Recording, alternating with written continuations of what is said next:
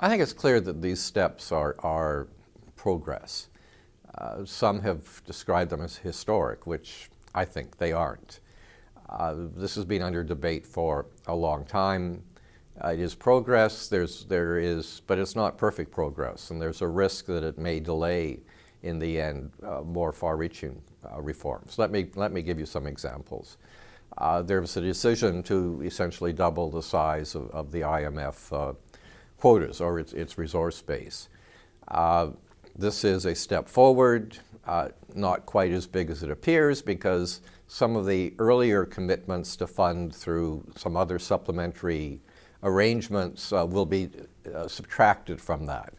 The more fundamental question of what is the role of the IMF in the international monetary system and as a backstop in future financial crises is left resolved. So is doubling the right amount? Should it be tripling? Should it be quadrupling?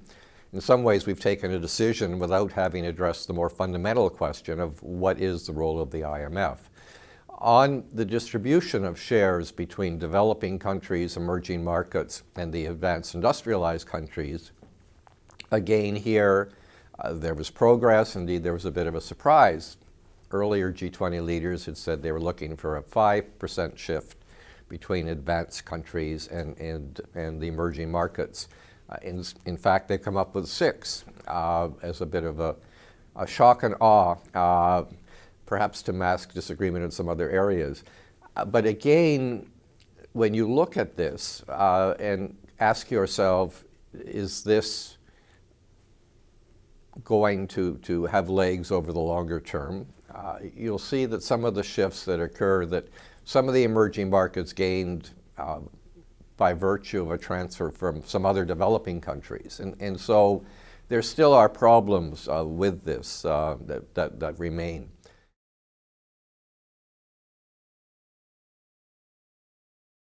I mean, it's part and parcel of the question of how do we ensure greater cooperation between the major economies.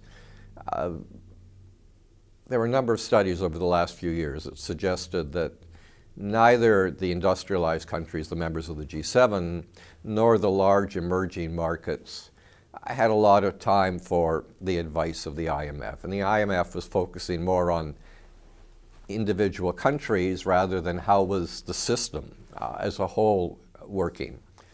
The G20 launched a process was called the mutual assessment process, which doesn't say a lot, but really it was an attempt to say, well, if you look ahead over the next 5 years, how do we collectively expect our economies to evolve and develop, and what does this mean for global economic performance?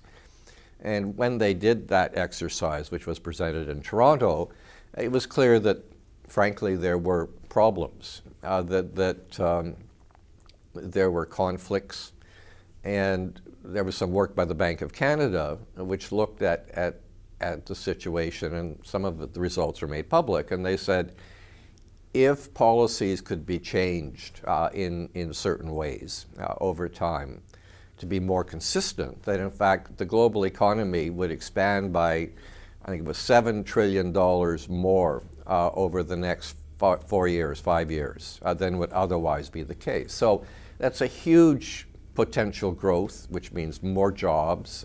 It means more tackling of inequality.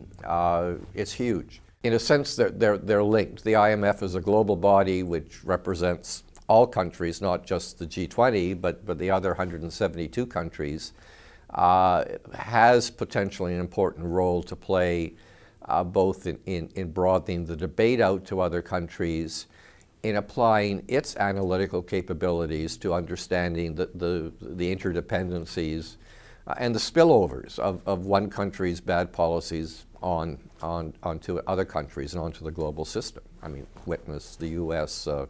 Banking system collapse, which spread out through the world. That's the sort of thing they should be doing. So the two go hand in hand, and they need to be seen in that context. I think, as I said, going into Seoul, what we're seeing is this is a huge work still to be done.